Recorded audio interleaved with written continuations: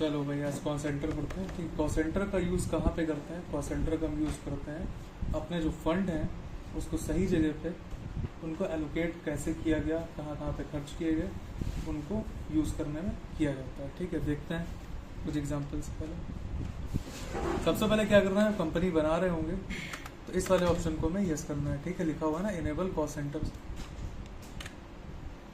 अब क्रिएट करते हैं, कुछ चार्जेस बना लेते हैं। फॉर एग्जांपल रेंट बना लिया,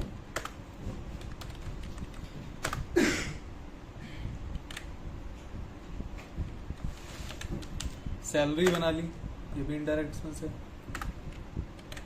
ठीक है, उसके बाद हमने मान लिया बना लिया बिल्स। ठीक है, अब क्या करना है, शो मोर करना है।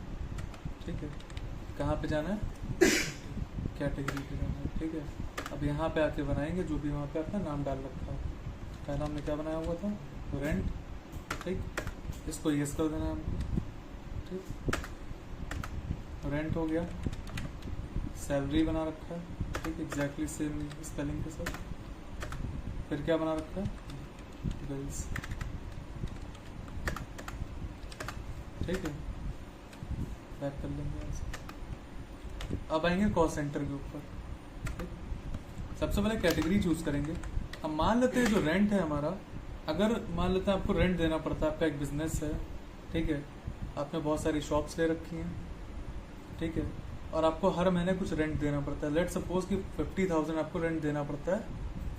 ओवरऑल पूरा रेंट आपका 50,000 रुपये जाता है। ठीक है, अब किस पर्सन को कितना जाता है, क्या ये हम कभी बता पाते हैं उस ट्रांजैक्शन की मदद से? नहीं।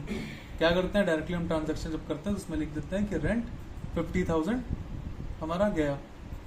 उसमें हम ये नहीं बता पाते कि कितना परसेंट या कितने रुपए एग्जैक्टली किस पर्सन को कितना गया। नहीं होता ऐसा, है ना। ना ही सैलरी के साथ ऐसा होता है। जब भी सैलरी हम दे रहे होते हैं तो हम नहीं बता पाते नॉर्मली कि इतनी सैलरी इस पर्सन को गई, इतनी सैलरी इस पर्सन को गई। ठीक है, उस केस में अगर हम कॉस्ट सेंटर बनाते हैं तब हम ये सब कर सकेंगे। फॉर एग्जाम्पल यहाँ पे रेंट का बनाया हुआ है तो रेंट हमने कैटेगरी चूज कर ली। ठीक है, अब रेंट किस किस पर्सन को जाता है, मान लेते हैं ए को रेंट जाता है। ठीक है, मतलब जिनको जाता है रेंट उनके नाम लिख देना है यहाँ पे सिंपली। बी को रेंट जाता है, सी को रेंट जाता है। ठीक, वापस से ऊपर आए, कैटेगरी अगेन चूज करिए। अब यहाँ पे सैलरी दे दी। ठीक है, मान लेते हैं मेरे पास दो एम्प्लॉय हैं। कौन कौन के, दानिश और ठीक है अंजलि। ये दो एम्प्लॉय हैं मेरे पास। या मान लेते हैं एक और एम्प्लॉय। ठीक है, 3 एम्प्लॉय मेरे पास। बिल्स पे आते हैं। अब मुझे पता है कि बिल्स मेरे किस किस टाइप के जाते हैं। ठीक है, मान लेते हैं हमारा कौन कौन सा बिल जाता है। वाईफाई बिल हो गया। ठीक है, मान लेते हैं नेटफ्लिक्स का भी जा रहा है हमारा। ठीक है,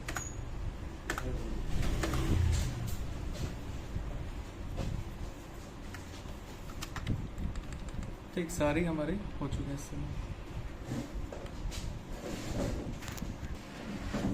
तो हमने अभी यहाँ पे क्या क्या किया, दोबारा से एक बार रिकैप कर लेते हैं। सबसे पहले लेजर्स बनाए। ठीक है, फिर कॉस्ट कैटेगरी सेम लेजर के अकॉर्डिंग बनाई।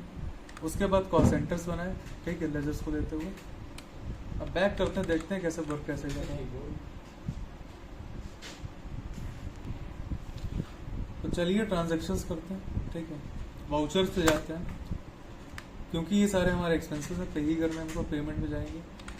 मान लेते हैं सैलरी दे रहे हैं। ठीक, सैलरी में कितनी देनी पड़ती है हर महीने, मान लेते हैं हमें हर महीने सैलरी देनी पड़ती है 45,000 रुपये। ठीक, लेकिन जब हम नॉर्मल ट्रांजैक्शन से पहले करते थे तो क्या लिखा होता था, सिर्फ इतना ही लिख के छोड़ देते थे। वहां पे हम ये डिफाइन नहीं कर पाते थे कि 45,000 किस किस में बटा। ठीक है, अब यहाँ पे क्या करेंगे, जैसे एंटर किया था यहाँ पे कॉस्ट कैटेगरी, उसने पूछा कैटेगरी हमने क्या बनाई थी, सैलरी है तो सैलरी चूज करेंगे। सैलरी किस किस पर्सन को देनी है ये यहाँ से सेलेक्ट करेंगे। तो मान लेते हैं अंजलि।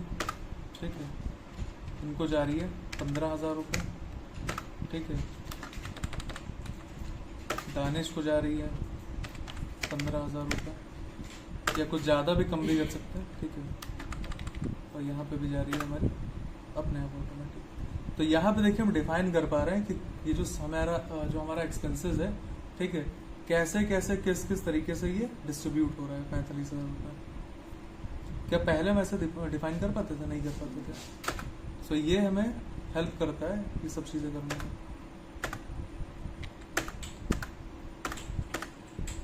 ठीक, इसी तरीके से रेंट मान लेते हैं कि मुझे रेंट देना पड़ता है, मान लेते हैं 30,000 रुपये देने पड़ते हैं। किसको देने पड़ते हैं? ठीक है, नाम भी हो सकता है, लोकेशन भी हो सकती है, इस जगह पे देना पड़ा, इस जगह पे देना पड़ा। तो मान लेते हैं ए पर्सन को जो देना पड़ता है हमें, वहाँ पे देना पड़ता है 18,000 मान लेते हैं। ठीक है, बड़ी दुकान है तो वहाँ पे। यहाँ मान लेते हैं 6,000 देने पड़ते हैं, यहाँ पे भी 6,000। ठीक, ये सब पहले हम नहीं कर पाते थे। रेंट लिखा एंड दैट्स इट, एंट्री हो गई। यहाँ पे क्या उसको अच्छे से डिफाइन कर पा रहे हैं कि अगर ये 30,000 रुपये है, कहाँ कहाँ पे हमारा स्पेंड हो रहा है।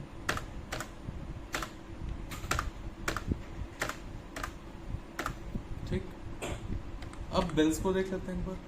मान लेते हैं बिल मुझे पूरे महीने के अंदर हमारा कितना जाता है, 1,200 रुपये मान लेते हैं।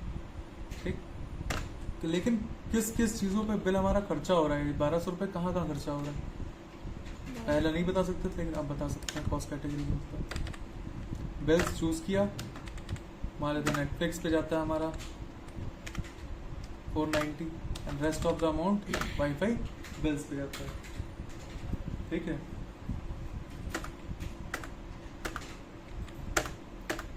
तो ये था आपका कॉस्ट सेंटर, कैसे हम यूज कर सकते हैं।